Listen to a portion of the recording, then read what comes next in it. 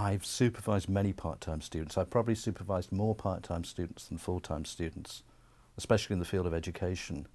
We get many people who've got jobs as further education lecturers, working in schools and so on, so they combine studying and work.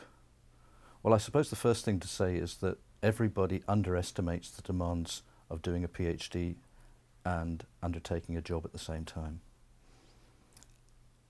The other challenge, of course, is that the longer that one is studying for a PhD, the more likely it is that life events are going to get in the way. And most people who do part-time PhDs are going to be a bit older. They'll have all sorts of responsibilities of one sort or another. They themselves may have personal issues themselves of all sorts, which could be health-related and so on. So there are likely to be big gaps. More often than not, students who have those types of issues don't always communicate those issues to you.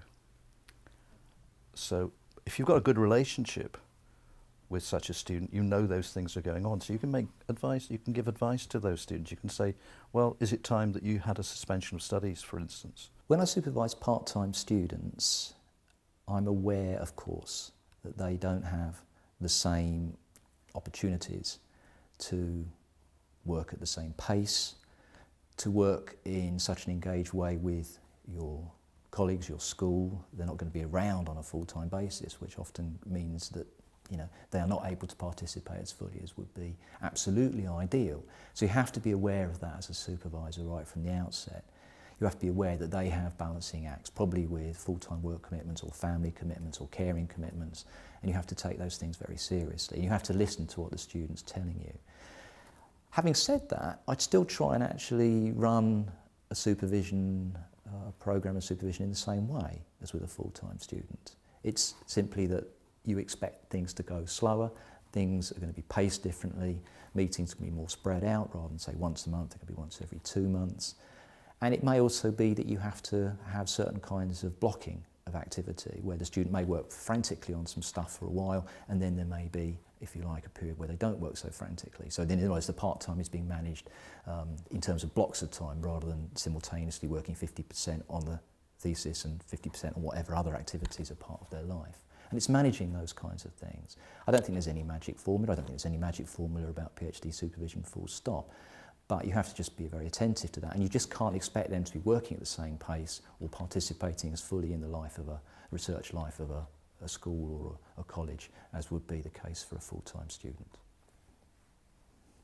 I think when you're supervising part-time students, of course, you see them less frequently, and they've also got less time to spend on their PhD, and I think that becomes particularly important at the end of the PhD, where they find it harder, I think, to gain the momentum that they need to actually finish the project on time. So that's quite tricky, and I think trying to help a student to understand all that's going to be required in that the last push, if you like, I think can be really important for part-time students. Another challenge, I think, for students is their own time management, and I think that's particularly true for part-time students. And I think for all students, you need to be realistic about what the project is, about what their deadline is, and about what else they need to accomplish to be ready to do whatever they want to do afterwards. And I think for part-time students, this is a particular challenge because they are, generally speaking, working, sometimes a lot of hours. And so to a certain extent, you need to, help them be realistic about what they can achieve and when, and really try to help them timetable when they're going to do their research or things like that. And this is, I think, particularly an issue in some fields where people might need to go away to do research, whether that's to an archive or to do field work. And so it's not necessarily an issue of like, oh, I work 20 hours a week and I work on my PhD 20 hours a week and then I make that work, because people have to really figure out a pattern over the course of a year or 3 years, and you can be instrumental in helping them do that. I don't think my approach changes whether a student is full-time or part-time. Some of the ways that you interact with part-time students are slightly different in the sense of they may be part-time because they're working, so we have to be a little bit more flexible in terms of research or supervision sessions.